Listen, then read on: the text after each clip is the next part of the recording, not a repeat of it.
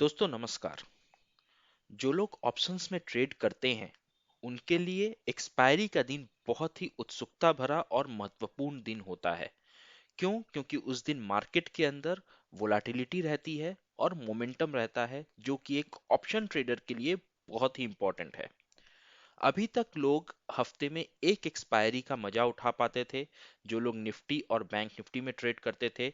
लेकिन जनवरी 2020 से एनएससी ने एक नए इंडेक्स को ऑप्शंस ट्रेडिंग के लिए ओपन किया है, जिसका नाम है Fin Nifty. Nifty financial services भी कहते हैं इसे। आज के हम इस वीडियो में इसी नए इंडेक्स के बारे में हम जानेंगे, जो कि अब तो नया नहीं रहा, लेकिन पिछले कुछ महीनों से इस इंडेक्स के अंदर लोगों की उत्सुकता बढ़ी है, लोगों का पार्टिसिपेशन बढ़ा है। और आज हम इसी इंडेक्स को डिटेल में जानेंगे और निफ्टी बैंक निफ्टी के साथ इसका एक कंपैरिजन देखेंगे। तो चलिए शुरू करते हैं आज की इस वीडियो को। सबसे पहले यहाँ पे हमने निफ्टी बैंक निफ्टी के साथ फिन निफ्टी का एक कंपैरिजन का चार्ट लगा लिया है, जहाँ पे आप देख सकते हैं कि कुछ पर्टिकुलर पैरामीटर्स हैं जिसके ऊपर हमने इन तीनों को कंपेयर किया हुआ है। जैसा कि निफ्टी 50 के नाम में ही 50 है, इसका मतलब ये है कि निफ्टी के अंदर टोटल 50 स्टॉक्स का कॉम्पोजिशन है, जिसको मिलाकर जिसके कुछ कुछ वेटेज को लेके निफ्टी 50 का पूरा कॉम्पोजिशन बना है, ये इंडेक्स प्रिपेयर किया गया है। उसी तरीके से बैंक निफ्टी के अंदर टोटल 12 और निफ्टी फाइनेंशियल सर्विसेज के अंदर टोटल 20 स्टॉक्स हैं। अब ये जो स्टॉक्स हैं, बैंक निफ्टी के जो स्टॉक्स हैं, ये कंप्लीटली बैंक्स के रिलेटेड ही स्टॉक्स है, जिसके अंदर प्राइवेट सेक्टर बैंक और पब्लिक सेक्टर बैंक्स दोनों हैं। वेयर निफ्टी फाइनेंशियल सर्विसेज की अगर हम बात करेंगे, तो इसके अंदर पूरे ही फाइनेंशियल सर्विसेज के अंदर जितने भी स्टॉक्स होते हैं, लाइक एनबीएफसी का स्टॉक हो गया, इंश्योरेंस का स्टॉक हो गया, सब कुछ फाइनेंस रिलेटेड है, राइट? तो ये पूरे के पूरे फाइनेंशियल सेक्टर को मिलाकर total 20 stocks Nifty financial services के अंदर डाले गए हैं, जिसके बारे में हम आगे आने वाले कुछ देर में देखेंगे।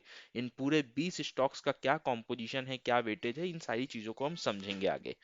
एक्सपायरी डे की अगर हम बात करें, तो निफ्टी और बैंक निफ्टी का आपको पता है एक्सपायरी डे थर्सडे होता है, बृहस्पतिवार। उसी तरह फिन निफ्टी का अगर हम देखेंगे तो एक्सपायरी डे होता है ट्यूसडे, यानी कि मंगलवार के दिन। एफ एंड ओ का लॉट साइज अगर देखेंगे तो निफ्टी 50 के अंदर 50, बैंक निफ्टी के अंदर 25 और फिन निफ्टी के अंदर 40।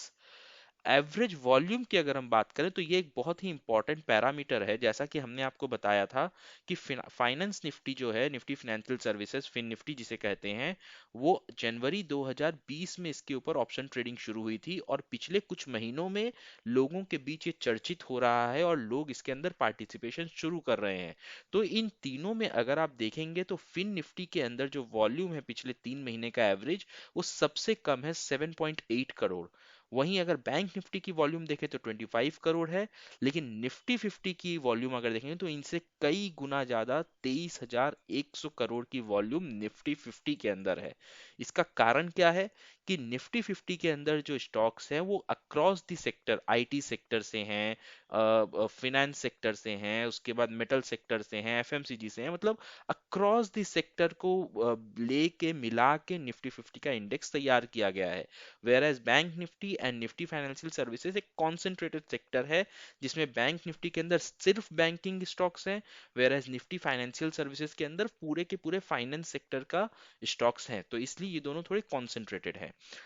यही कारण है कि अगर हम वोलाटिलिटी पे आते हैं तो यहाँ पे आपकी वोलाटिलिटी कम रहती है निफ्टी 50 के अंदर। क्यों कम रहती है? क्योंकि नंबर वन, इसके अंदर बहुत सारे सेक्टर्स के स्टॉक है, सारे सेक्टर्स एक साथ ऊपर नीचे नहीं होते हैं, कभी कोई बढ़ेगा कभी कोई गिरेगा, तो इसको चलते इसकी वोलाटिलिटी जो रहती है वो मेंटेन रहती है। सेकेंड रीजन है कि इसके अंदर पार्टिसिपेशन ज्यादा है, तो कोई पर्टिकुलर ग्रुप इसको एक बार में ऊपर या नीचे नहीं ले जा सकता, जिसकी वजह से भी इसकी वोलाटिलिटी लो रहती है।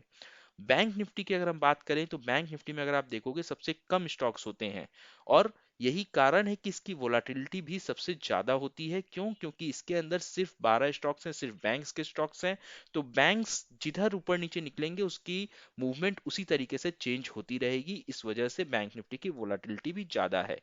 वही और निफ्टी फाइनेंशियल सर्विसेज की अगर हम बात करेंगे, तो यहाँ पे जो वोलाटिलिटी हमें देखने को मिलती है वो निफ्टी से थोड़ी सी ज्यादा और बैंक निफ्टी से थोड़ी कम, यानी कि मीडियम वोलाटिलिटी हम फिन निफ्टी के अंदर देखते हैं। ग्रोथ के बारे में हम बात करेंगे तो इसके बारे में आगे भी देखेंगे। बेसिकली लास्ट 10 इयर्स के अंदर किस तरीके से ये तीनों ही इंडेक्सेस के अंदर अगर हम इन्वेस्टमेंट करते तो हमारा ग्रोथ किस तरीके से होता, बियर मार्केट में किस तरीके से ये तीनों ही इंडेक्स क्रैश हुए थे, वो सारी चीज़ों को हम आगे देखेंगे। लेकिन एक समरी में अगर आप समझो तो निफ्टी 50 की ग्रोथ सबसे कम रहती है, बैंक निफ्टी की मीडियम रहती है, और फाइनेंस निफ्टी की यानी कि Nifty financial services fin Nifty की ग्रोथ सबसे ज्यादा हाईएस्ट होती है इन तीनों ही इंडेक्सेस में।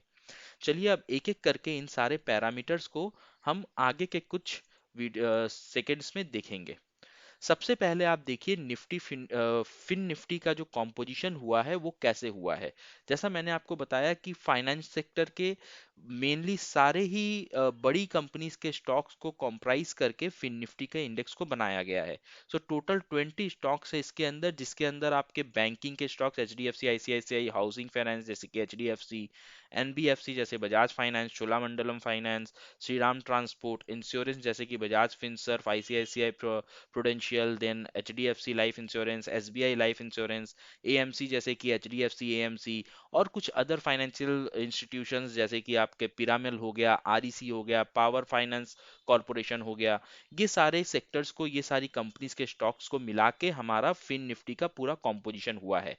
यहाँ पे इंटरेस्टिंग बात यह है कि फिन निफ्टी जो जिसको बनाया गया था पूरे के पूरे फाइनेंस सेक्टर को कवर अप करने के लिए, उसके अंदर 66% जो कॉम्पोजिशन है वो कहीं ना कहीं बैंकिंग सेक्टर का है। सो आप ऐसा भी कह सकते हैं कि मैक्सिमम टाइम ऐसा ही होगा कि फिन निफ्टी और बैंक निफ्टी एक ही डायरेक्शन में या एक ही तरीके से मूवमेंट दिखा रहे हैं। क्यों? क्योंकि दोनों के अंदर जो बैंकिंग का जो परसेंटेज है वो फिन निफ्टी के अंदर बहुत ज्यादा, और बैंक निफ्टी तो खैर पूरा का पूरा बैंक ही है। उसी तरह हाउसिंग फाइनेंस में अगर देखेंगे तो 15% का पार्टिसिपेशन है फिन निफ्टी के अंदर। और हाउसिंग फाइनेंस में आप ये चीज देखेंगे, एचडीएफसी लिमिटेड जो एक हाउसिंग फाइनेंस कंपनी है वही एकमात्र हाउसिंग फाइनेंस का कंट्रीब्यूशन है फिन निफ्टी के अंदर। एनबीएफसी का 9%, इंश्योरेंस का 6% और अदर्स का 4% पार्टिसिपेशन है फिन निफ्टी के पूरे कॉम्पोजिशन के अंदर। ठीक है। So fin Nifty across the sector काम करता है, अक्रॉस दी सेक्टर का इसके अंदर पार्टिसिपेशन है। इस वजह से इसमें जो वोलाटिलिटी रहती है वो बैंक्स के, पर्टिकुलरली बैंक्स का जो बैंक निफ्टी है जो कि सिर्फ बैंक्स को लेके चलता है, उससे कम रहती है, क्योंकि यहाँ पे बाकी के सेक्टर्स भी हैं उसको योगदान करने के लिए उस पर्टिकुलर इंडेक्स के अंदर। चलिए अब नेक्स्ट स्लाइड में हम लोग देखने की कोशिश करते हैं इसके कंपोनेंट्स को थोड़ा डिटेल्स के अंदर। राइट। यहाँ पे आप जैसा कि देख सकते हैं इसके हमने फिन निफ्टी के कुछ टॉप 10 कंपोनेंट्स को लगाया हुआ है। यहाँ पे आप देखिए एच डी एफ सी का 22.87 कंट्रीब्यूशन है फिन निफ्टी के अंदर। वहीं अगर हम बैंक निफ्टी की बात करें तो बैंक निफ्टी में जो एच डी एफ सी का कंट्रीब्यूशन है वो 27.5% का है। ठीक है। आईसीआईसीआई बैंक अगर आप देखेंगे तो यहाँ पे 19.81% का है। वही अगर हम बैंक निफ्टी के अंदर बात करेंगे तो आईसीआईसीआई बैंक का कंट्रीब्यूशन जो है वो 23.8% का है। एचडीएफसी बैंक, एचडीएफसी का ये जो हाउसिंग फाइनेंस का एक एचडीएफसी लिमिटेड है जिसका कंट्रीब्यूशन 15.16% है। Kotak Mahindra, axis and SBI, ये तीनों ही बैंक्स का जो कंट्रीब्यूशन है वो बैंक निफ्टी के अंदर 10% का है। वेराज अगर आप फिन निफ्टी में देखोगे तो वो 7.5 से लेके 8% के बीच का कंट्रीब्यूशन यहाँ पे देखने को मिल रहा है बैंकिंग सेक्टर के क्षेत्र में। बाकी के जितने जो हैं, आप इंश्योरेंस की बात कर लो, यहाँ पे टॉप 10 के अंदर इंश्योरेंस भी आ रहा है, हालांकि उसका परसेंटेज बहुत कम है। उसके बाद एनबीएफसी भी है, इसका भी करीबन 5-5.5% का योगदान है। तो इस तरीके से हमारा पूरा फिन निफ्टी का कॉम्पोजिशन है। यहाँ पे अब कुछ एक इंटरेस्टिंग पॉइंट्स है जो आपको जानना जरूरी है। फिन निफ्टी के अंदर टोटल कितने स्टॉक्स हैं? 20। वेयर बैंक निफ्टी में कितने हैं? 12। और निफ्टी 50 में कितने हैं? 50। इसमें से 5 स्टॉक्स जो हैं वो मेरे बैंक निफ्टी के साथ कॉमन है फिन निफ्टी के अंदर, और इसका अगर आप वेटेज परसेंटेज देखोगे तो डेट इज 65%। समझ रहे हो? बैंक निफ्टी के अंदर यही जो 5 स्टॉक्स है, ये 5 स्टॉक्स का नाम मैंने आपको बताया, ICICI, HDFC, Kotak, axis and SBI. In 5 stocks का जो कॉम्पोजिशन का परसेंटेज वेटेज बैंक निफ्टी के अंदर है वो 83% का है, वेयर फिन निफ्टी के अंदर ये 65% है। यानी कि जिस तरफ ये 5 स्टॉक चल गए बैंक निफ्टी उसी तरफ आपका चल देगा। लेकिन फिन निफ्टी के केस में ऐसा हो सकता है बहुत ज्यादा पॉसिबल ना हो, क्योंकि अगर उस दिन आपके इंश्योरेंस या फिर बजाज फाइनेंस या फिर HDFC limited stock opposite direction में चलेगा तो कहीं ना कहीं फिन निफ्टी उतने स्ट्रेंथ के साथ बैंक्स के डायरेक्शन में नहीं मूव करेगा। वहीं अगर हम बात करें निफ्टी 50 के साथ कंपैरिजन की, तो निफ्टी 50 के अप्रोक्सीमेटली 10 स्टॉक ऐसे हैं जो फिन निफ्टी के निफ्टी 50 के अंदर शामिल है, और 93% का जो वेटेज है फिन निफ्टी का वो इन 10 स्टॉक्स का है, वेयर एज निफ्टी 50 के अंदर हम देखेंगे तो 38% का वेटेज है। यानी कि आप ये भी कह सकते हैं कि निफ्टी 50 के अंदर फाइनेंशियल सर्विसेज का जो टोटल वेटेज है वो कहीं ना कहीं 38% का है, जो कि अपने आप में एक one third composition, one third weightage रखता है पूरे के पूरे इंडेक्स का। तो यहां पे आप ये भी समझ सकते हैं कि फिन निफ्टी और निफ्टी 50 कहीं ना कहीं कुछ हद तक एक दूसरे से साथ इत्तेफाक रखेगा, एक दूसरे के साथ डायरेक्शन फॉलो करेगा। एक और बहुत ही इंटरेस्टिंग पॉइंट है जो कि शायद आपको पता ना हो, आपको किसी ने बताया ना हो, और वो है एचडीएफसी ग्रुप। अगर आप फिन निफ्टी की बात करोगे तो एचडीएफसी ग्रुप की जो चार मेन कंपनीज है, एचडीएफसी का पूरा ही ग्रुप जो है वो फाइनेंशियल सेक्टर में है। चाहे आप एचडीएफसी बैंक ले लो, चाहे आप एचडीएफसी लिमिटेड ले लो जो कि हाउसिंग फाइनेंस कंपनी है, एचडीएफसी का लाइफ इंश्योरेंस आप ले लो, या फिर एचडीएफसी का एएमसी ले लो। ये चार जो मेन कंपनीज हैं एचडीएफसी की, एचडीएफसी ग्रुप की, उसका 40.5% जो कॉम्पोजिशन है फिन निफ्टी के अंदर, वो 40.5% का जो कॉम्पोजिशन है वो सिर्फ एचडीएफसी ग्रुप का है। यानी कि आप सोचिए कि एचडीएफसी ग्रुप के अंदर अगर कुछ अच्छा होता है या कुछ बुरा होता है तो वो किस तरीके का इम्पैक्ट फिन निफ्टी के ऊपर डालेगा, इस बात को आप दिमाग में रखिए और समझ के रखिए। चलिए अब हम आगे चलते हैं, फिन निफ्टी की परफॉर्मेंस के बारे में थोड़ा सा देख लेते हैं। जैसा मैंने आपको पहले बताया था कि इन तीनों ही इंडेक्स में जो सबसे हाई परफॉर्मेंस रहता है वो फिन निफ्टी का रहता है। ये ब्लू लाइन जो आपको दिख रही है वो फिन निफ्टी की है, रेड लाइन जो है वो बैंक निफ्टी की है, और ग्रीन लाइन जो है वो निफ्टी 50 की है। तो ओवर द ईयर्स आप देख सकते हैं बैंक निफ्टी का जो परफॉर्मेंस है वो हमेशा ही निफ्टी 50 को आउट परफॉर्म किया है। बैंक निफ्टी हमेशा ही निफ्टी 50 से बेटर रिटर्न जनरेट किया है। क्यों? क्योंकि वो एक डायरेक्शन में चलता है, सिर्फ एक particular set of stocks particular sector के ऊपर कॉन्सेंट्रेटेड है, जिस वजह से निफ्टी 50 से एनी डे बैंक निफ्टी का जो ग्रोथ है वो ज्यादा रहेगा। वेयर एज अगर हम फिन निफ्टी की बात करेंगे तो फिन निफ्टी में और बैंक निफ्टी में बहुत ज्यादा डिफरेंस नहीं है। यहाँ पे अगर आप फिगर्स को देखोगे तो फिन निफ्टी में एंड बैंक निफ्टी में हार्डली यहाँ पे 60 पॉइंट्स का डिफरेंस है। वेयर एज अगर हम बैंक निफ्टी और निफ्टी 50 की हम बात करें तो यहाँ पे आपको 80 पॉइंट्स का डिफरेंस आराम से देखने को मिल रहा है। यानी कि निफ्टी को बैंक निफ्टी फिन निफ्टी दोनों ही ने आउट परफॉर्म किया हुआ है, वेयर एज फिन निफ्टी ने बैंक निफ्टी को आउट परफॉर्म तो किया है, बहुत ही ह्यूज मार्जिन से नहीं किया है। राइट। चलिए इन फिगर्स को अब हम थोड़ा और डिटेल में 5 इयर्स 10 इयर्स के कंपैरिजन में देखते हैं कि अगर आपने इंडेक्स के अंदर एक लॉन्ग टर्म पर्सपेक्टिव से इन्वेस्ट किया रहता तो आपको किस तरीके से रिटर्न यहाँ पे मिलते।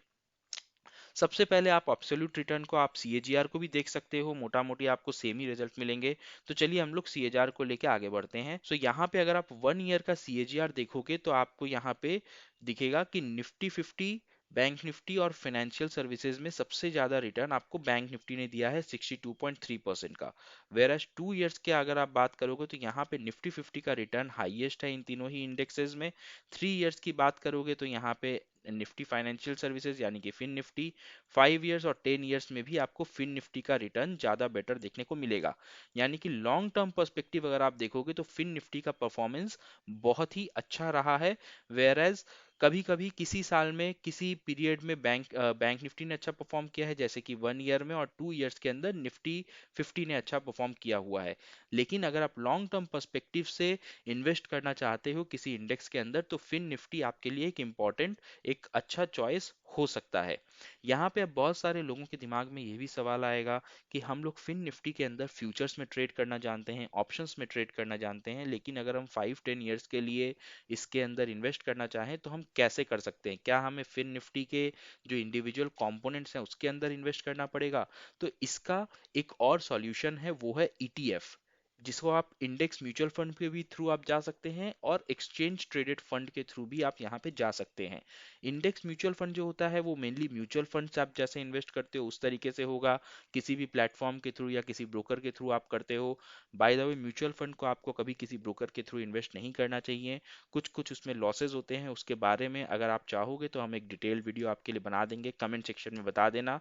और दूसरी तरफ अगर आप ईटीएफ में इन्वेस्ट करना चाहते हो तो ईटीएफ के अंदर भी बहुत सारी चीज़ें होती हैं जो इन्वेस्टमेंट के पहले आपको दिमाग में रखनी होती है।